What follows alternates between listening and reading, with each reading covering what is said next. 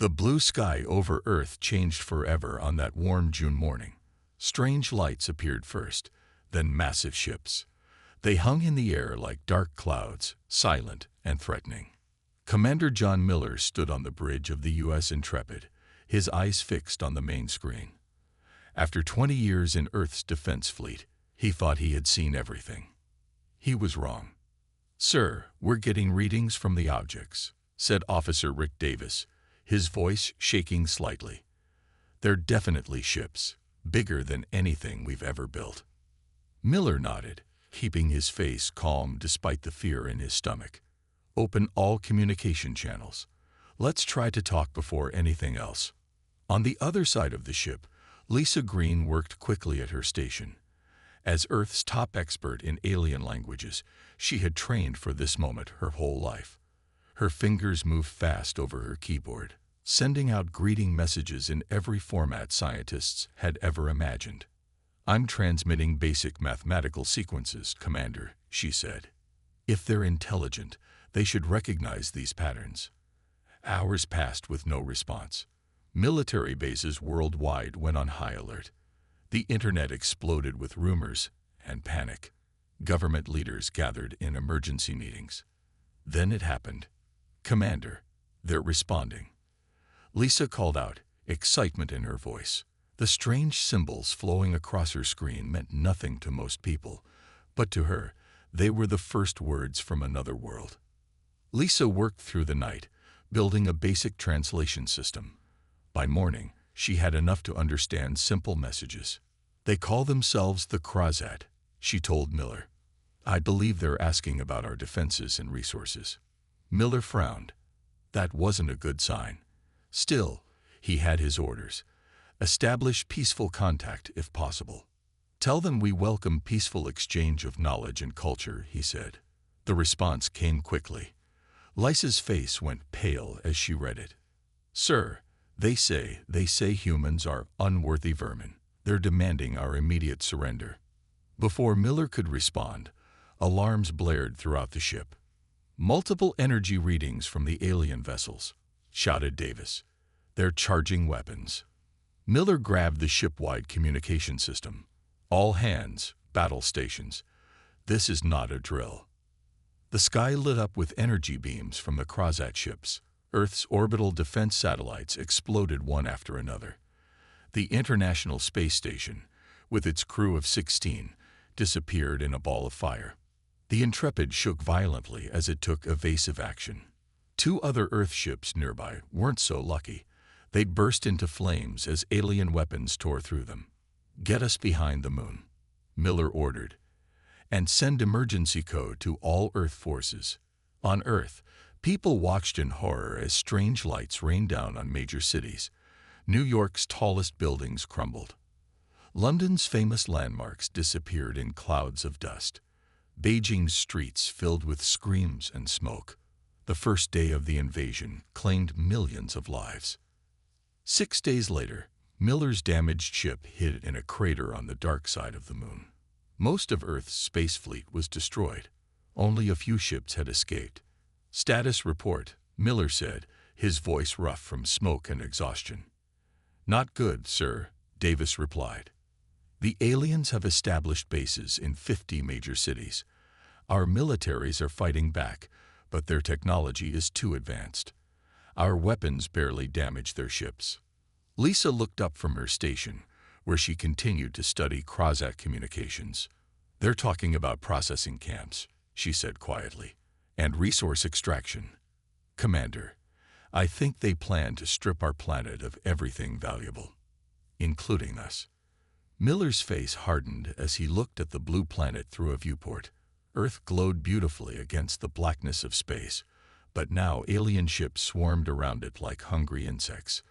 "They think they've brought hell to us," he said softly. "But they have no idea what humans are capable of when pushed too far." He turned to his crew, determination in his eyes. "We survived their first attack. Now we fight back. Contact any remaining military forces. We need to organize a resistance." The battle for Earth had only just begun. 6 months passed since the day the sky turned dark with Crozat ships. The ruins of Chicago stood silent under a gray winter sky. Snow fell on broken buildings and empty streets, but underneath the city, life continued. Steve Jones checked his old watch and adjusted his worn jacket. The former Army Ranger had been leading a resistance cell since the third week of the invasion. His base was in the old subway tunnels, where the aliens rarely looked. Time for the meeting. He told the 20 men and women gathered around a makeshift table. Maps and stolen alien tech covered the surface. "We hit their fuel depot yesterday," said Maria, a police officer before the invasion. "Got away clean, but they increased patrols in the north sector." Steve nodded. "Good work. Every bit of fuel we steal is one less ship they can fly." On the other side of the room, Kelly Martinez worked on a strange device. Before the aliens came, she designed engines for NASA. Now she used her skills to understand Krasat technology. "Any progress?" Steve asked, walking over to her workbench. Kelly held up a small metal object that glowed with a faint blue light. "I think this is part of their communication system. If I can figure it out, maybe we can listen to their plans." Outside, above the ruins, a massive Krasat ship moved slowly through the clouds.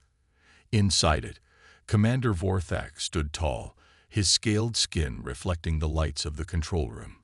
4 arms operated different controls while his yellow eyes watched screens showing the city below. "These humans continue to resist," he said to his second-in-command. "Yesterday, another fuel depot was attacked." "Just vermin, Commander," replied the officer. "They cause minor damage, nothing more." Vorthak wasn't so sure. In his 300 years conquering planets for the Krasat Empire, he had never seen a species fight so hard after being defeated. "Double the guards at all facilities," he ordered, "and expand the labor camps. We need more humans working in the mines." Miles away from Chicago, in a small town that had once been called Millfield, Paul Baker searched through his old high school science lab. The former teacher had stayed behind when the aliens forced most people into camps. He hid in the school, coming out only at night to find food. Today, he noticed something strange. A dead Krasat soldier lay near the school entrance, probably killed in a small battle weeks ago. But unlike other alien bodies Paul had seen, this one was covered in a strange green growth. He carefully took samples and brought them back to the lab. Under his microscope, he saw a common earth fungus growing on the alien skin. But it wasn't just growing. It seemed to be dissolving the tough scales. "Interesting," Paul whispered to himself, making careful notes. Back in Chicago, Steve's group received a radio message from Commander Miller. The Intrepid had managed to reach Earth again, hiding in the deep ocean. Miller was trying to connect all resistance groups around the world. "We need to share information." Miller's voice crackled through the old radio. "The aliens have weaknesses. We just need to find them." That evening, Kelly finally broke through the alien communication system. For the first time, humans could understand what the Krasat were saying to each other. What they heard made everyone's blood run cold. "Begin Phase 2 tomorrow," said a voice they guessed was Vorthak. "Start processing humans for biological materials. The ones too weak for mining will serve another purpose." Steve looked at the grim faces around him. "What does processing mean?" someone asked. "Nothing good," Steve answered. He picked up the radio. "Commander Miller, this is Chicago. We need to meet. The aliens are planning something big, and we need to stop them."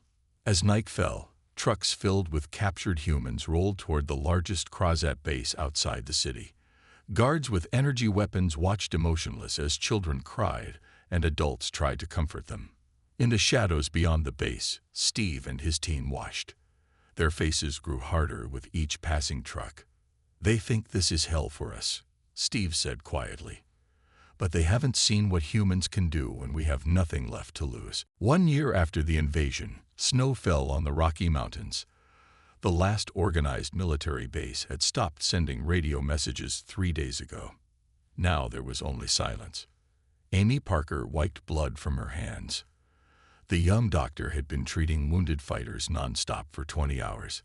Her small medical area was set up in an old mining tunnel, lit by battery-powered lamps. "Will he live?" asked a man standing in the shadows. Amy looked up at Eric Nelson.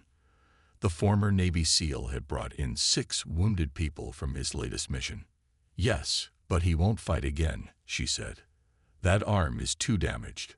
Eric nodded and turned to leave. Then he stopped. "I found something strange during the raid. The aliens were running from our sonic weapons, not just backing away. They seemed in pain." Amy thought about this. Bring me one of those weapons. Across the world, resistance groups were sharing information through old ham radios and hidden internet connections. Commander Miller's submarine base coordinated these messages. The Crozat still hadn't found them deep in the Pacific Ocean. Miller looked tired as he studied the latest reports. The aliens were winning, slowly but surely. Human fighters were brave but outmatched by Crozat technology. Lisa Green entered his office with a grim face. "Sir, you need to see this." She handed him a tablet. On the screen was a video taken from inside a Crozat processing center. Miller watched in horror as aliens took human children from their parents. The children were placed in strange pods that glowed with green light. "What are they doing to them?" he asked, his voice barely controlled. "From what I can translate, they're extracting something from the children's bodies, something that helps the Crozat live longer." Lisa's voice broke as she continued. "The children don't survive the process." Miller's hands shook with rage. "Send this video to every resistance cell.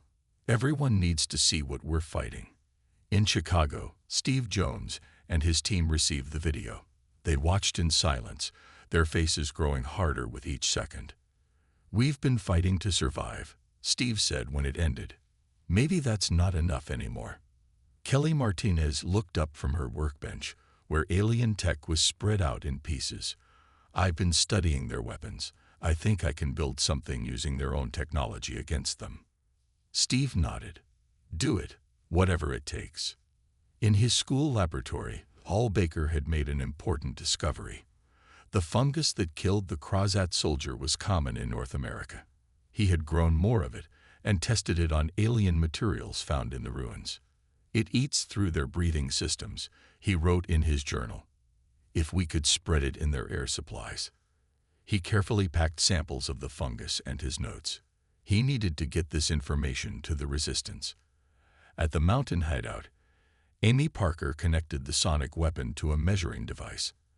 As she adjusted the frequency, she noticed something on her screen. "That's it," she whispered. She turned to Eric. "Their hearing range is different from ours. This specific frequency causes them physical pain, maybe even damages their brains." Eric smiled for the first time in months. "Can we make more powerful versions?" "With the right equipment, yes." 2 days later, Commander Miller called an emergency meeting of all resistance leaders. Using secure channels, representatives from around the world connected to hear his message. "We all saw the video," Miller said, his face grim on the screens. "The Crozat aren't just occupying our planet. They're harvesting our children. Today we make a decision." Steve Jones spoke from Chicago. "We have new weapons, new ways to hurt them." Amy Parker reported her findings about sound frequencies. Paul Baker described his fungal discovery. Kelly Martinez showed designs for new weapons built from alien technology. "The time for just surviving is over," Miller said. "From now on, we fight without rules, without mercy." They thought they brought hell to Earth. His eyes narrowed. "Let's show them what hell really looks like." Around the world, resistance fighters nodded in agreement. The gloves were coming off. The night was dark as Steve Jones and his team approached the Crozat water processing facility outside Chicago. Each person carried a small backpack filled with Paul Baker's fungal spores. Their faces were covered with masks, not only to hide their identities, but to protect them from what they were about to release. "Remember, hit the main intake pipes," Steve whispered. "The fungus will spread through their entire water system." The team moved like shadows. The Crozat guards never saw them coming. Eric Nelson had trained resistance fighters across the country in special forces tactics, and Steve's team used these skills perfectly. 4 guards fell silently, their strange throats cut before they could call for help. Steve felt no remorse, not after seeing what they did to human children. The team reached the main water control room. Kelly Martinez had studied the alien systems and taught them exactly where to place the fungal packages for maximum effect. "Packages set," Maria reported. "Timer set for 30 minutes. Plenty of time for us to clear the area." They slipped away into the night. Behind them, the water facility continued working as normal. The Krasat had no idea what was coming. 3 days later, reports came in from across the region. Krasat soldiers were collapsing, unable to breathe.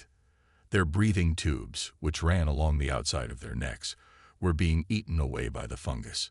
Some died quickly, others suffered for days. In her hidden laboratory, Linda Howell worked day and night. The former CDC virologist had taken Paul Baker's discovery and improved on it. She created a pathogen that specifically targeted Krasat biology. It attacks their breathing system like the fungus, she explained to Commander Miller via secure video. But this spreads through the air. One infected Krasat will spread it to others. Miller nodded grimly. "How soon can you produce enough for all resistance cells?" 2 weeks, Linda replied. "But sir, this will kill thousands of them, maybe all of them." Miller thought of the children in those pods. Do it. Across the ocean, Eric Nelson led a team of former Special Forces soldiers on their most dangerous mission yet.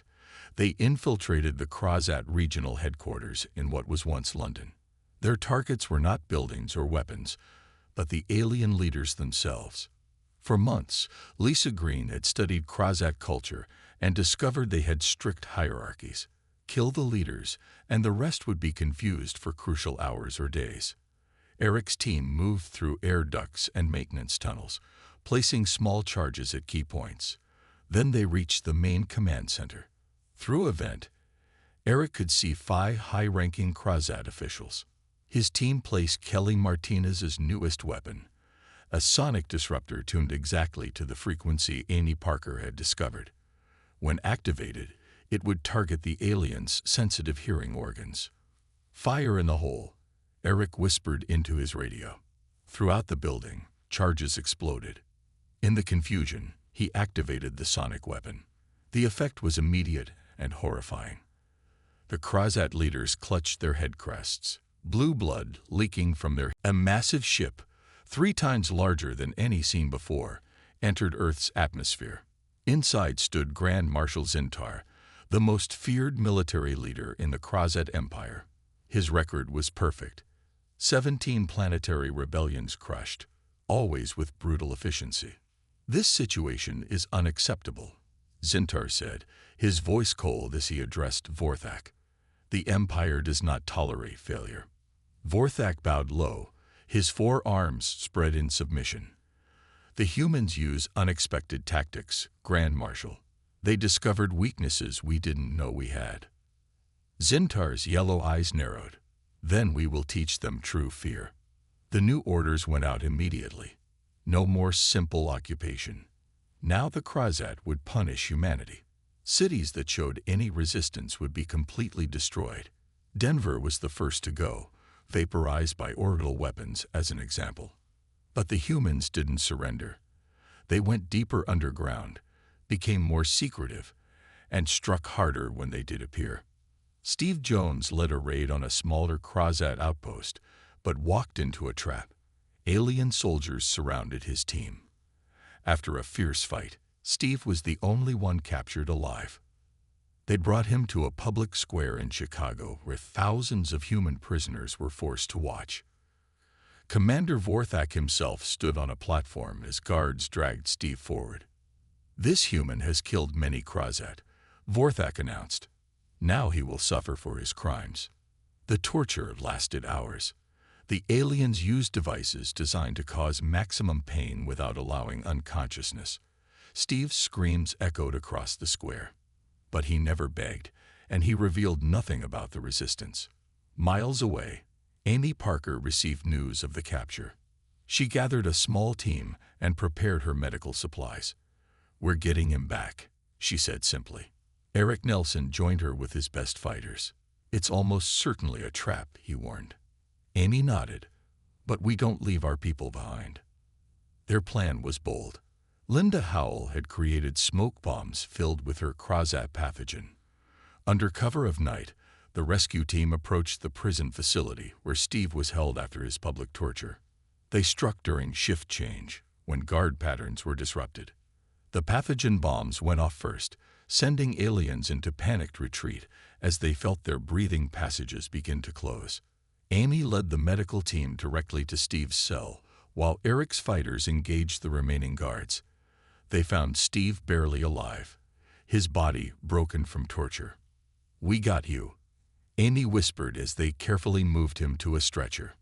But the mission yielded an unexpected bonus. In the cell next to Steve's was a high-ranking Krasat officer, Zintar's second-in-command. "Bring him too," Eric ordered. The team escaped with both prisoners just as Krasat reinforcements arrived. Back at their hidden base, Amy worked desperately to save Steve's life, while Eric and Commander Miller questioned the alien prisoner. Lisa Green, translated as the alien officer, weakened by Linda's pathogen, revealed critical information about Krasat plans and weaknesses. "They're bringing more ships," Lisa translated, "but they're stretched thin across 3 other conquered worlds that are also fighting back now." Miller looked at the alien with cold eyes. "You made a mistake coming to Earth. We're not like other species you've conquered." The prisoner made a sound that Lisa recognized as fear. "He says they've never seen a species fight like this after being defeated," she translated. "Most accept their place as servants of the Empire." Miller leaned closer to the alien. "Humans don't accept defeat, and we don't forget what you did to our children." He turned to Eric. "Keep getting information from him. Then we'll use him to feed false intelligence back to Zintar." Across the globe, Linda Howell's pathogen spread through Krasat bases. The aliens installed air filters, but resistance fighters found ways to bypass them. Kelly Martinez's sonic weapons disrupted Krasat communications and caused their soldiers constant pain. In his flagship, Grand Marshal Zintar received increasingly disturbing reports. His perfect record was being threatened by these primitives. He ordered more ships from the Empire, more troops, more weapons. "We will burn this entire planet if necessary," he declared. "No species defies the Krasat Empire and lives." 2 years had passed since the Krasat ships first darkened Earth's skies. Now, the tide was turning. Humans had learned, adapted, and grown stronger while the aliens faced problems they never expected. In a hidden workshop beneath the ruins of Seattle, Kelly Martinez put the final touches on her newest creation. Around her, dozens of workers assembled copies of her design. The device looked simple, just a small metal box with a few buttons, but inside was a combination of human and Krasat technology that could change the war. "Will it work?" asked Steve Jones. His body still showed signs of torture, but his eyes burned with determination. Kelly nodded. "It will hijack their ship control systems. If we can get these on enough of their vessels, we can take control of their fleet." Steve picked up one of the devices. "Then it's time. Commander Miller's plan starts tomorrow." Across the world, resistance leaders received encrypted messages with the same instructions. Attack all major Krasat command centers simultaneously. The chaos would provide cover for the most important mission, getting a team onto the mothership in orbit. As dawn broke over what remained of Paris, resistance fighters led by local commander Jean Dubois planted Linda Howell's latest pathogen bombs around the Krasat headquarters. Similar scenes played out in Moscow, Beijing, Cairo, and dozens of other cities. At precisely 700 hours Greenwich time, the attacks began. In his submarine base, Commander Miller watched as reports flowed in from around the world. "Status on Nelson's team?" he asked. Lisa Green checked her screens. "They've reached the launch site, ready to go in 15 minutes. Miller nodded. "And our captured ships?" "Ready, sir." Paul Baker's fungal weapons are loaded, and all pilots are briefed. Eric Nelson and his team of 12 elite fighters huddled inside a captured Krozak shuttle. Each carried Kelly's control devices and weapons designed to exploit alien weaknesses. "Remember," Eric said as the shuttle rose toward the massive mothership above, "our job is to reach the main control center. Plant the devices on every system you can find. We'll have about 20 minutes before they realize we're not a normal supply shuttle." The small craft docked with the mothership. Thanks to information from their captured officer, they knew exactly how to bypass security checks.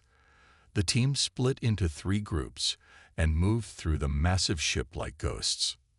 Meanwhile, on Earth, the coordinated attacks threw the Krozat into confusion. Grand Marshal Zintar received frantic reports from all fronts. "How are they attacking everywhere at once?" he demanded. "Find their command center." But the resistance had no central command now. Miller had organized them into independent cells, each with their own leaders and plans. Cut off one head, and 10 more would continue fighting. On the mothership, Eric's team faced heavy resistance as they approached the main control center. 4 of his people were already down, but the rest pushed forward with grim determination. "Control room ahead," Eric said into his radio. "Final push. Use sonic weapons first." They activated Amy Parker's devices, and the aliens in the hallway collapsed in agony as the sound hit their sensitive hearing organs. Eric's team rushed past them, shooting only those who managed to stay conscious. The control room door was sealed, but Kelly had prepared for this. A small device attached to the lock, and seconds later, the door slid open. Inside, Krozat officers turned in surprise as humans stormed their sacred command center. The battle was short and brutal. When it ended, Eric's team had control of the mothership's systems. "Control room secured," Eric reported. "Planting devices now." On Earth, Commander Miller received the message and immediately launched the second phase. A fleet of 20 captured Krozat ships, modified with human technology and piloted by the best pilots they could find, rose from hidden bases around the world.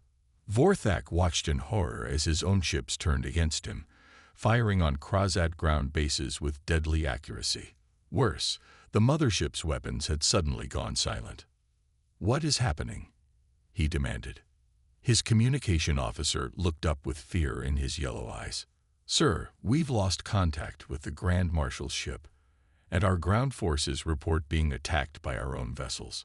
For the first time in the 2-year war, Vorthak felt something new, the beginning of defeat. Commander Miller stood in the control room of the captured mothership, looking at the stars through the massive viewing window.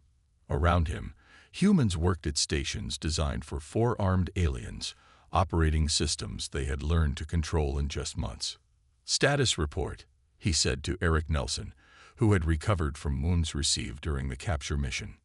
"We control 37 Krozat ships now," Eric replied. "The aliens are retreating from North America and most of Europe.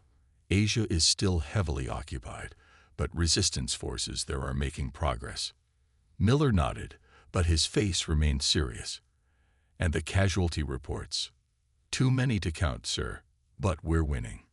Miller turned to face the room. His next words would change the course of the war forever. "It's time for the next phase. We're taking the fight to them." The room fell silent. Everyone understood what he meant. Humans would leave Earth for the first time, not as explorers, but as warriors seeking justice. In Chicago, Steve Jones trained elite fighters in captured Krozat combat gear. The alien armor was designed for different bodies, but Kelly Martinez had modified it to fit humans. "Their armor is stronger than anything we've ever made," Steve explained to his troops. "But vision is limited. Remember to attack from the sides where they can't see well." Kelly entered the training room with excitement on her face. "The navigation systems are cracked," she announced. "We can locate every Krozat colony and supply base in this part of the galaxy." Steve smiled grimly. "So we know where to hit them first." In her laboratory, Linda Howell worked with Paul Baker to create new biological weapons. They had dozens of Earth pathogens modified to target Crozat biology. These will spread through their colonies like wildfire, Linda explained to Amy Parker. Their immune systems have never encountered Earth diseases. Amy looked at the sealed containers with mixed feelings. As a doctor, she had sworn to heal, not harm. But she thought of the children in those processing pods and her doubts vanished. How soon can they be loaded onto the ships? She asked. 2 days, Linda replied. But once released, there's no calling them back. These will affect generations of Crozat. Amy nodded. They should have thought of that before they came here. On the captured mothership, Lisa Green made an incredible discovery while studying the Crozat star charts. I found it, she told Miller, pointing to a star system on the large display. Their homeworld. It's called Crozitor. Miller studied the display.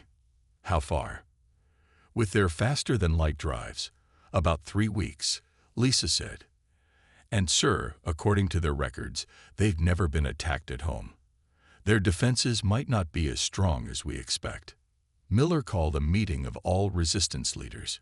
Using the alien communication system, they gathered virtually from around the world.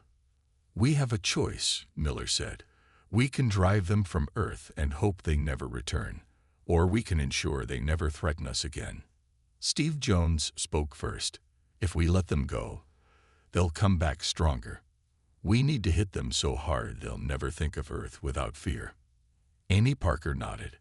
They showed no mercy to us. Why should we show any to them? One by one, the leaders agreed. Operation Payback would begin in 1 week. The first human fleet prepared to leave Earth orbit.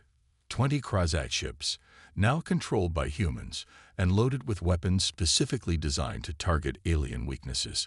5,000 fighters, all volunteers, all with personal reasons to hate the invaders. Grand Marshal Zintar, who had escaped the mothership capture in a small shuttle, reached a Crozat outpost and sent urgent messages to the Empire. Humans are not like other species, he warned. They don't accept defeat. They learn from it and become more dangerous. The Crozat Emperor dismissed these warnings. No primitive species had ever threatened the homeworld in 10,000 years of conquest. As the human fleet prepared to jump to faster-than-light speed, Commander Miller addressed his troops one last time. They came to our home and brought hell, he said. Now we're bringing something worse to theirs. The ships vanished into the darkness of space, carrying humanity's vengeance to the stars. The blue-green planet of Crozitor hung in space, surrounded by defense stations and warships. For 10,000 years, no enemy had dared approach the homeworld of the mighty Crozat Empire. The species had conquered hundreds of worlds, enslaved dozens of alien races, and faced no serious threats. That was about to change. Human ships emerged from faster-than-light travel just outside the planet's defense network. Commander Miller stood on the bridge of the lead vessel, now named Revenge. All ships report ready, said Eric Nelson from his station. They haven't spotted us yet. Miller nodded. Begin Phase 1. 5 smaller ships broke formation and headed toward Crozitor's largest moon, where scans showed a massive shipyard. On board each vessel were strike teams led by Steve Jones. Their mission: plant Linda Howell's biological weapons in the moon's air system. Approaching target, Steve reported from the lead strike ship. No alert signals yet. They don't expect anyone to attack them here. His team landed at a maintenance dock, wearing stolen Crozat uniforms. They moved quickly through the facility, planting the deadly packages at key air circulation points. In another part of the system, Kelly Martinez activated her control devices. Suddenly, 3 Crozat defense stations turned their weapons on nearby alien ships, causing confusion and chaos. Phase 2 complete, Kelly reported. Their defense network is compromised. On Crozitor, the Supreme Council received alarming reports from their orbital defenses, confused messages about ships attacking each other and strange craft of unknown origin. Impossible, said the High Commander. No one can reach our homeworld without detection. But the evidence on their screens told a different story. Human ships were now visible, moving directly toward the planet. In orbit above Krazatar, Miller's fleet engaged the surprised Krazat defenders. Human pilots used everything they had learned about alien weaknesses. They targeted engine sections with Paul Baker's fungal missiles. They'd broadcast Amy Parker's sonic frequencies ahead of their ships, disrupting Krazat communications and causing pain to enemy crews. Their defenses are breaking, Eric reported. Steve's team has succeeded on the moon. Reports show Krazat workers already getting sick. Miller's face remained grim. Begin Phase 3. Ground assault. Dropships launched from the human fleet, heading for the Krazat capital city. Inside, Eric Nelson led 500 fighters, all equipped with weapons designed to exploit alien vulnerabilities. The Krazat had never experienced war on their home soil. Their civilians ran in panic as human ships landed in the capital. Their soldiers fought bravely but were unprepared for the savagery of humans who had watched their own world burn. On the Revenge, Lisa Green prepared the final message. For months, she had studied the Krazat language until she could speak it perfectly. Now she broadcast directly to the Supreme Council. "Your empire ends today," she said in flawless Krazat. "But we offer one chance for your species to survive." The terms were simple: immediate withdrawal from Earth, and all human prisoners returned. The Krazat would surrender all conquered territory within 5 light years of Earth. Any violation would result in the release of biological weapons that would make their homeworld uninhabitable.